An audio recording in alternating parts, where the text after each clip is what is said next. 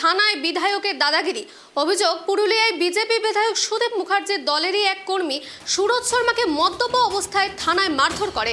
ঘটনায় ভিডিও যে ইতিমধ্যেই ভাইরাল হয়েছে সোশ্যাল মিডিয়ায়।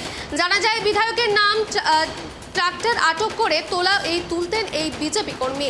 এরপরে তৃণমূল কটাক্ষ করে বলে, বিজেপি বিধায়ক বালি কারবারের সঙ্গে যুক্ত, তাই বালি কারবারের টাকা ভাগাভাগি হয়নি বলে এমন ঘটনা ঘিরে গোষ্ঠী কোন্দল বিজেপিতে।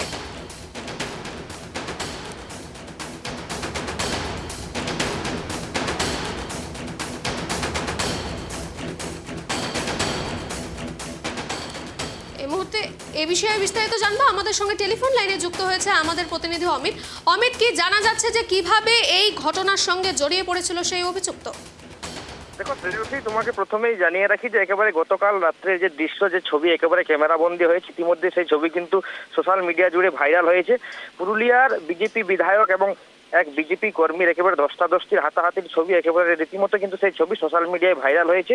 যদিও সেই ছবির সত্যতা আমরা যাচাই করিনি কেটিভি বাংলা, তবে যে ঘটনা একেবারে যেমনটা জানা গেছে যে বালি বোঝাই ট্রাক্টর আটক করাকে কেন্দ্র করে কিন্তু এই ঝামেলা হয়। ঘটনাকে ঘিরে কিন্তু পুরুলিয়া সদর থানায় বিজেপি কর্মী একটু মারধর করা হয়, এমনটাই কিন্তু অভিযোগ উঠছে বিধায়কের বিরুদ্ধে। মারধরের সেই ভিডিও কিন্তু ইতিমধ্যে সোশ্যাল মিডিয়া জুড়ে ভাইরাল হয়ে গিয়েছে। আহত বিজেপি কর্মীর যা অভিযোগ যে বালি মাফিয়াদের সঙ্গে কিন্তু বালি মাফিয়াদেরকে নিয়ে কিন্তু থানায় আসে বিজেপি বিধায়ক এবং তাকে মারধর করে। অন্যদিকে বিজেপি বিধায়কের অভিযোগ হচ্ছে যে তার নাম করে ওই বিজেপি কর্মী কিন্তু ট্রাক্টর, যে বালি বোঝাই ট্রাক্টর ছিল, সেই ট্রাক্টর থেকে টাকা তোলার চেষ্টা করছিল। তার অভিযোগ যে তার নাম করে টাকা কেন তোলা হবে, এবং তাকেই বিজেপি বিধায়ককেই ওই বিজেপি কর্মী মারার জন্য তেড়ে আসছিল, এমনটাই কিন্তু অভিযোগ। অন্যদিকে কিন্তু তৃণমূলের পক্ষ থেকে উঠে আসছে যে এই যে অবৈধ বালি ব্যবসার সাথে কিন্তু বিজেপি যুক্ত হয়েছে এবং তাদের ভাগাভাগি কম হওয়ার কারণেই কিন্তু এই ঘটনা ঘটেছে। শ্রেয়সী, ধন্যবাদ অমিত।